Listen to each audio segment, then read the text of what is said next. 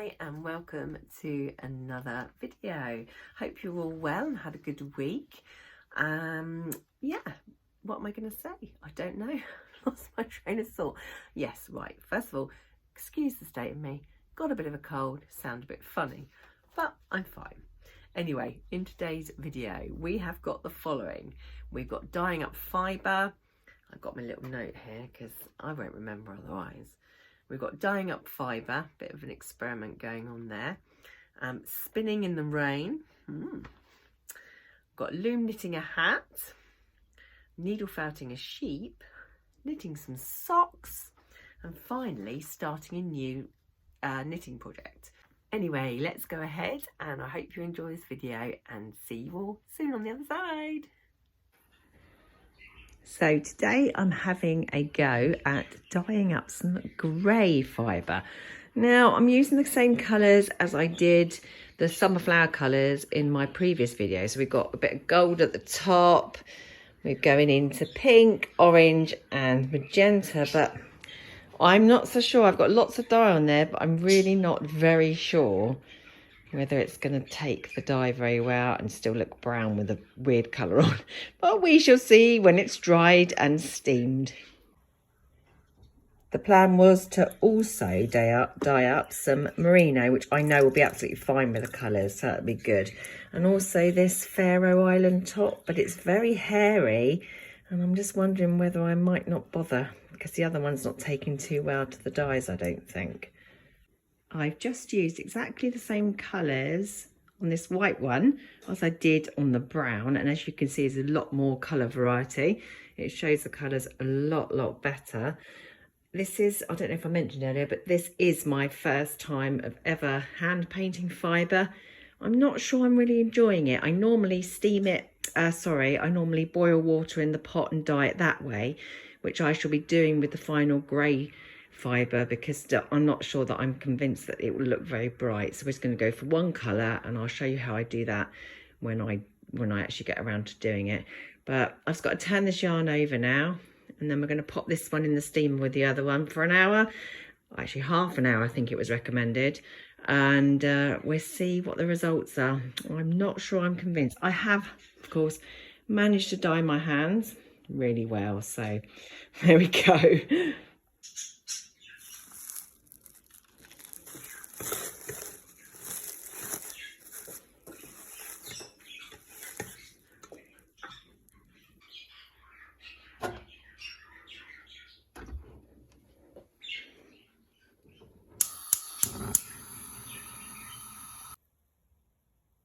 So in the end, I didn't dye this one because I decided just to leave it grey, because it's actually one of my breed studies. But these are the two I did dye up, and I dyed them in the same colours. We had pink, orange, gold and magenta. And as you can see, this is very much like the wool I dyed last week, because I love the colours. I fancied spinning one of these up, and it's come out really nice. That has, I love it. Summer flowers here again due to lack of sunshine. Having said that, it is actually sunny today for a change. And the brown, which I did with the same colours, didn't turn out too bad. When I was dyeing it, I thought, oh, it just still looks brown. I don't think it's going to work. And actually, it's got some really nice tones on here. I love it, how it's sort of this gold colour, which would obviously be yellow and white, has gone like to a greeny olive colour. It's really pretty. Same over here, we've got a nice colour, and here we've got sort of like a nice mauve going into a paler one, and I really like it. So actually I think they worked really well, and I can't wait to spin them up. So when I do, I'll show you the results.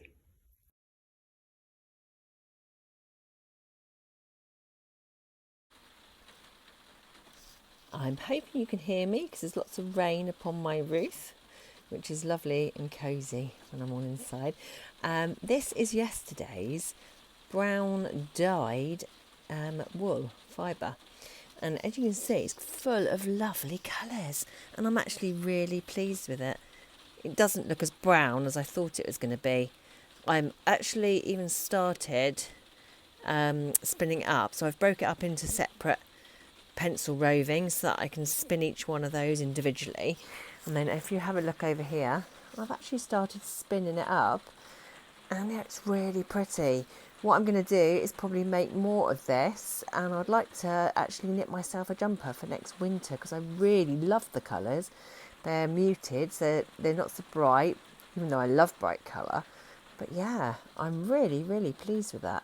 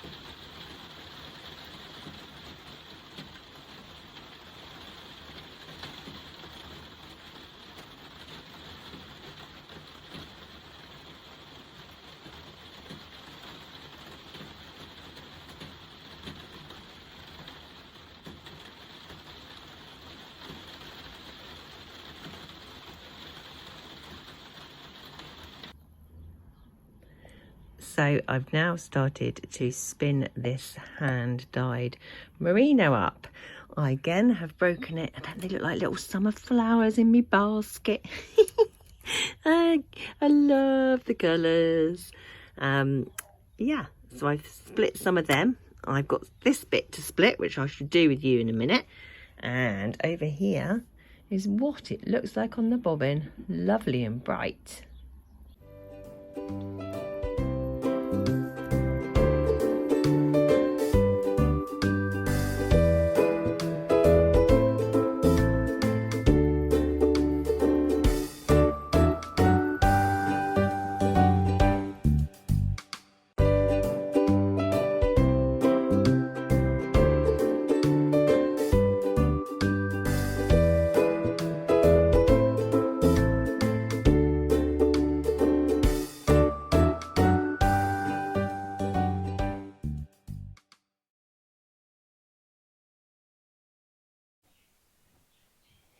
Here are the hand-dyed fibre I dyed up earlier this week. That with the gold, magenta, pink and orange. And it's spun up really nicely. It reminds me of those fruit salad sweets we get in the UK. The colours, I could actually eat this, well, not literally. And the other one was an unknown fibre, but I know it was natural and it was a brownie colour. But it was actually part of some botany lap waste. And yeah, that actually dyed up okay as well. I do quite like that, and I've never applied both of those. And then also this week I have just done another little skein of yarn there. I think it's only about 25 grams, and this was botany lap waste, which was also in my pot of things to do. So I've spun up these 3 yarns this week. It's quite productive for me.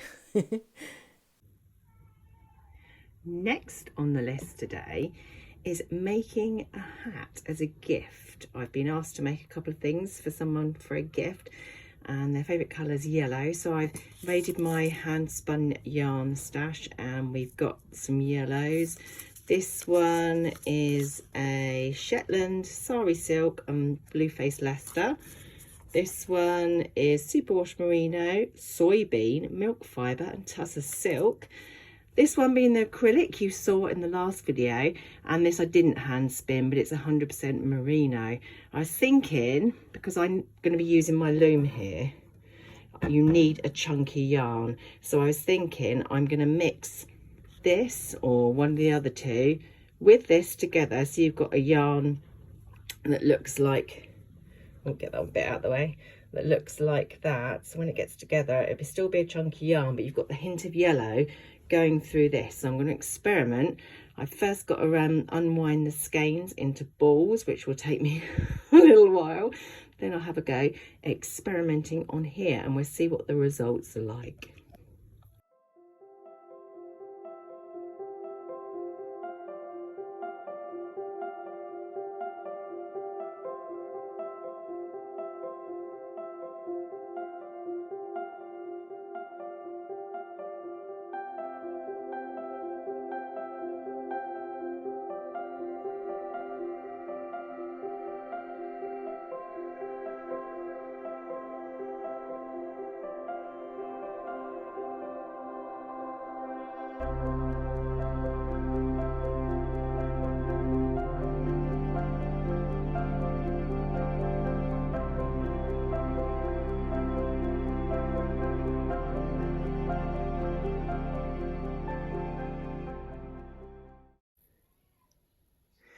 So the hat colours worked quite well. I'm quite happy with that, and hopefully the person receiving the gift will be too.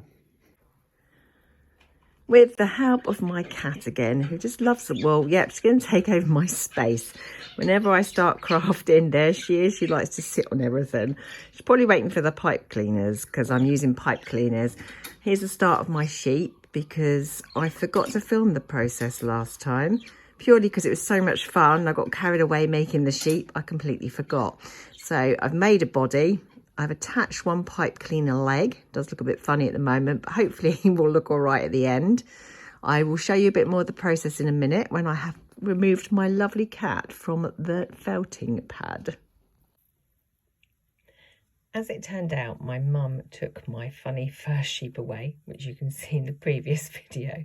I will actually insert a picture here because it's rather funny.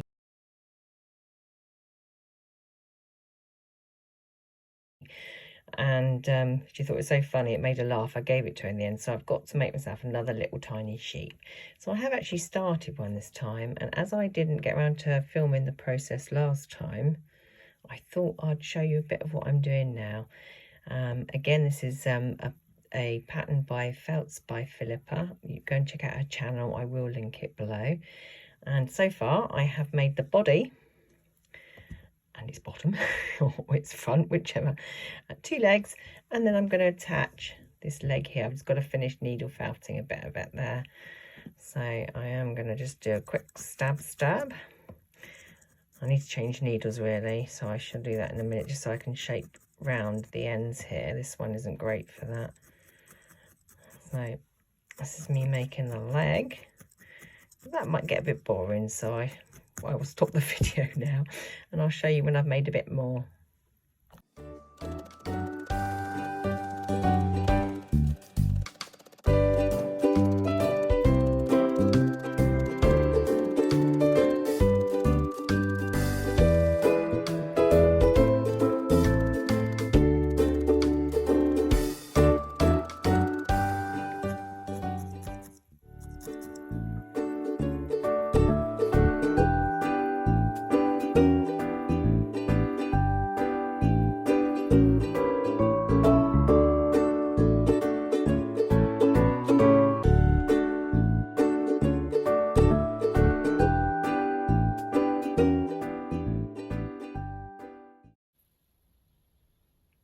And I finished my little sheep. He's quite cute, quite happy with his facial expression this time, unlike the other crazy looking one.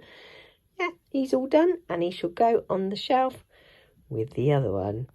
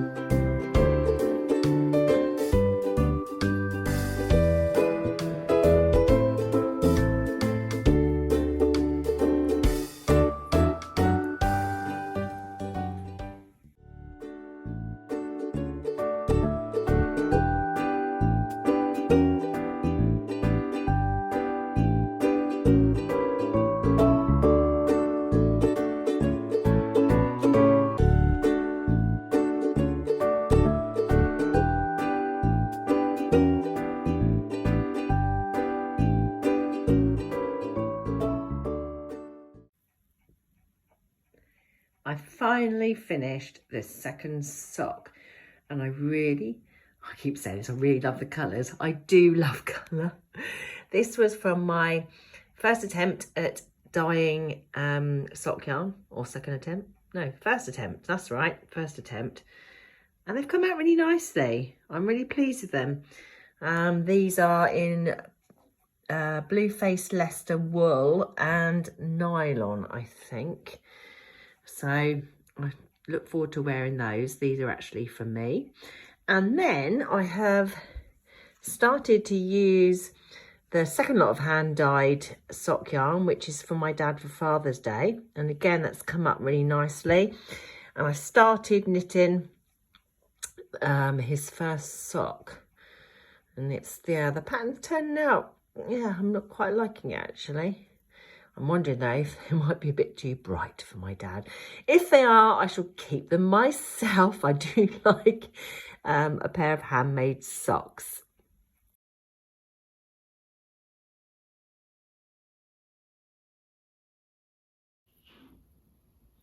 So I dyed up this lace weight yarn a while ago and was unsure what to make with it. It's part bamboo and part superwash merino. I was going to attempt some socks, but I've decided not to. And I'm going to have a go at knitting a laced weight shawl, which I've just found a pattern on Ravelry. So I'll keep you updated. So this yarn took me approximately 1 hour to wind into a ball.